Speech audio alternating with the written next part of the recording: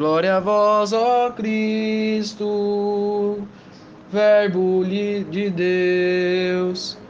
Glória a vós, ó Cristo, Verbo de Deus. Proclamação do Evangelho de Jesus Cristo segundo João.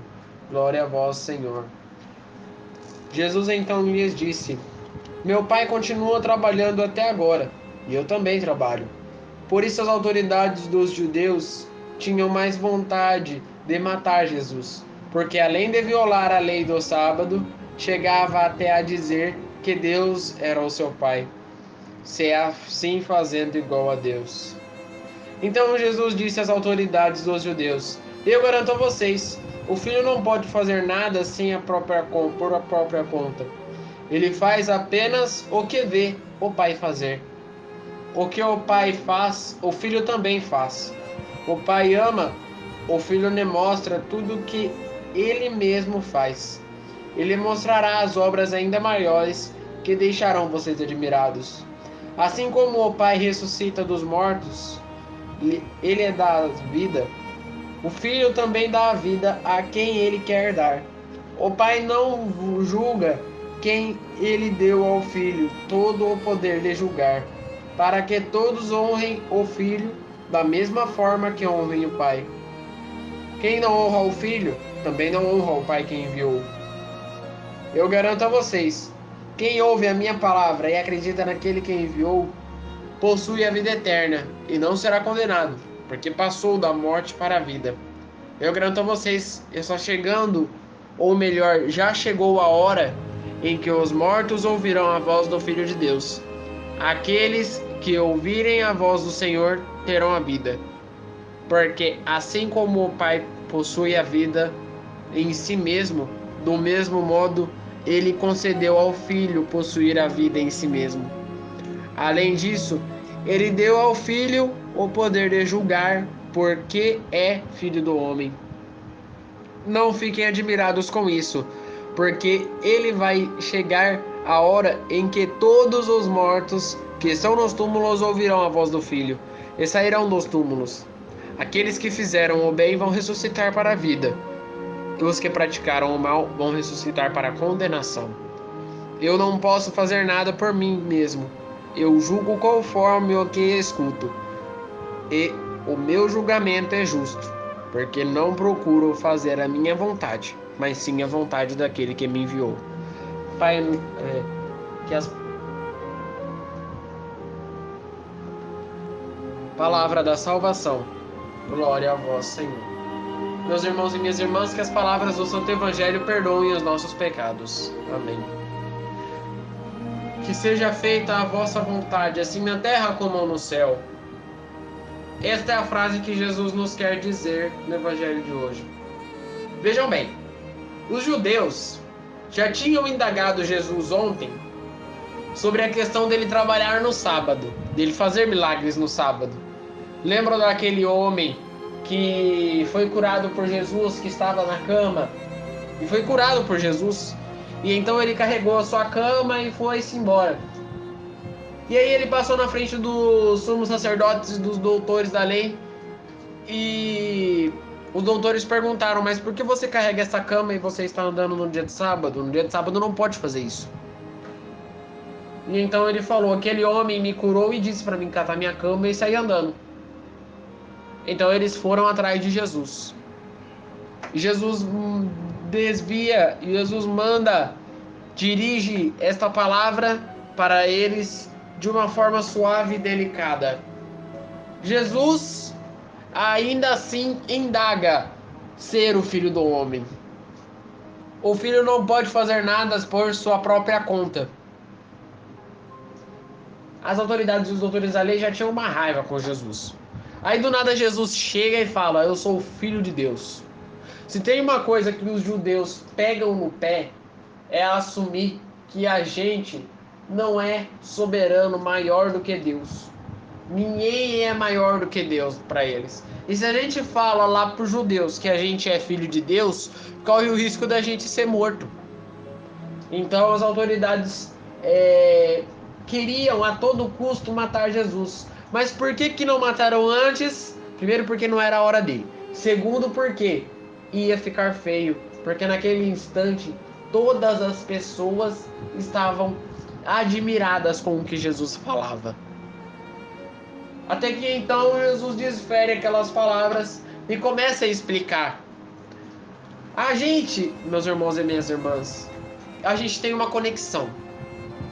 Nós, na nossa vida humana, temos sempre uma conexão.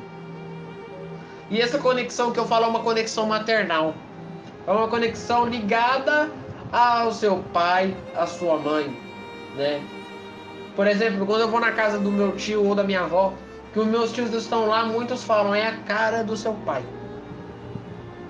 Realmente muitos falam isso, né? Muitos falam que eu sou a cara do meu pai, que eu tenho os traços da minha mãe, né? Os costumes a gente puxa também. Por exemplo, o meu irmão, ele às vezes é calmo, mas às vezes ele puxa umas coisas que a gente olha assim e a gente fala que é igual o meu pai mesmo, né? A maioria da minha família é assim. Meu pai tem os traços iguaizinhos, idênticos aos da minha avó. Então, os traços da nossa família, essa conexão maternal, só foi possível Jesus explicar que era o Filho do Homem, que era o Filho de Deus vivo, devido à sua conexão.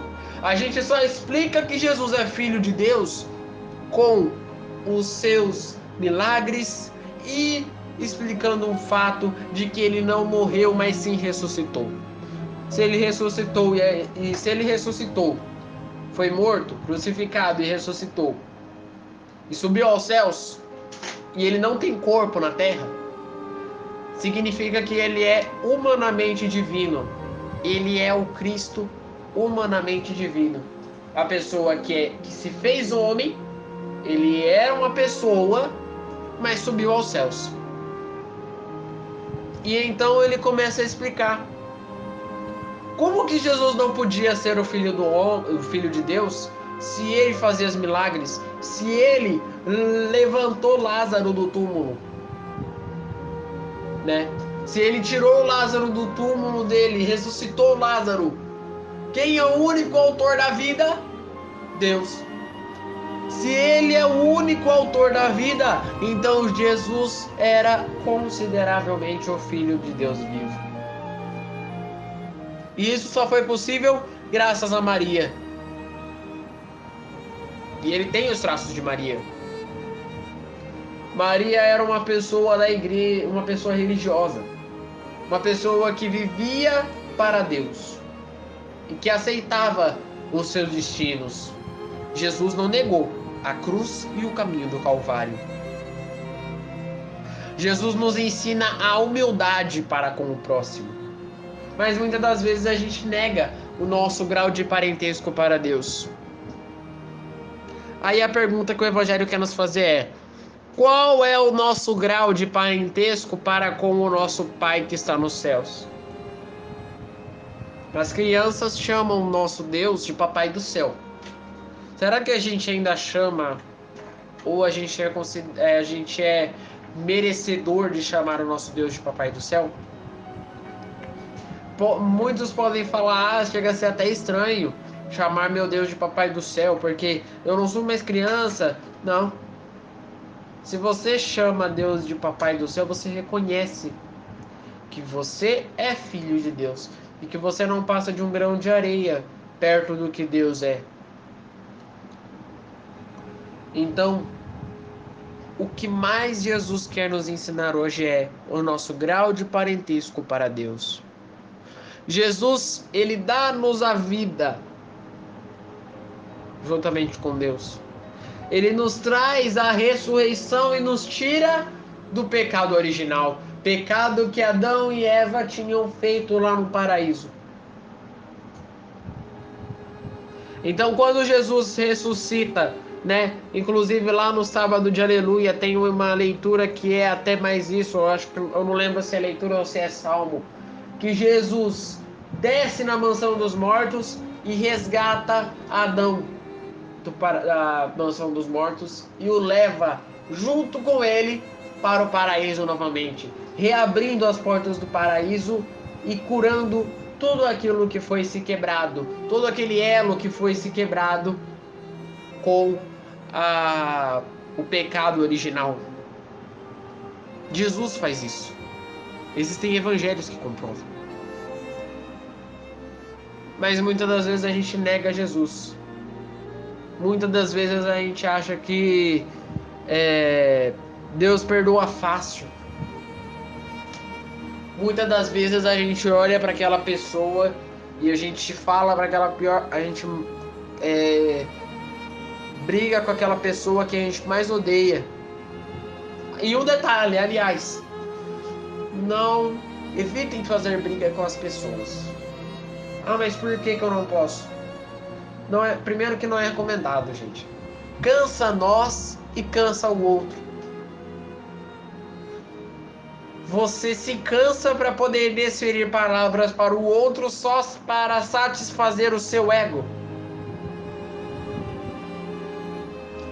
Agora, quando você chegar para uma pessoa, evita converse com ela. Seja amiga dela, mas evita fazer brigas. Né? Como muitas pessoas falam, né? Faça amor, não faça guerra. Vejam bem, por que tem tanta guerra lá em Israel, lá no Hamas? Porque é falta de amor lá dentro. Porque a partir daquele momento que os soldados pensarem, vamos parar com as armas, porque tem crianças aqui no meio, tem pessoas que podem se ferir, aí a guerra acaba. Aí a briga acaba e o mundo vive melhor. As pessoas estão perdendo o amor, gente. Quanta gente que eu vejo saindo na rua arrumando briga com o vizinho. Isso é uma coisa medonha. Quantas pessoas que saem na rua arrumando briga ou fazendo fofoca com o outro. Isso é uma coisa medonha. E por que eu falo das brigas e das guerras? Porque a partir do momento que você briga com o outro não é filho de Deus. Então você está brigando com Deus também. É ou não é verdade? Quando você briga com uma pessoa que a mãe ainda é viva, principalmente com os jovens, normalmente a mãe vai ajudar a briga. Normalmente a mãe se mete no meio da briga. Quando você apanha na escola, lembra daquela época que você era da escola, né? Pessoas mais espertas sempre tem isso, né? Que vão pra escola e tem aqueles bagunceiros lá do fundo que arruma briga o dia inteiro. E se um dia a pessoa vai brigar com você, você lembra daquela vez que você apanhou na escola e que a sua mãe foi te ajudar? Quem se meteu no meio da briga? A sua mãe. A partir do momento então que a gente briga com o outro pede a Deus. Mesmo ele sem nem lembrar de Deus. Às vezes ele é ateu. Às vezes ele é de alguma outra religião que Deus não existe para ele.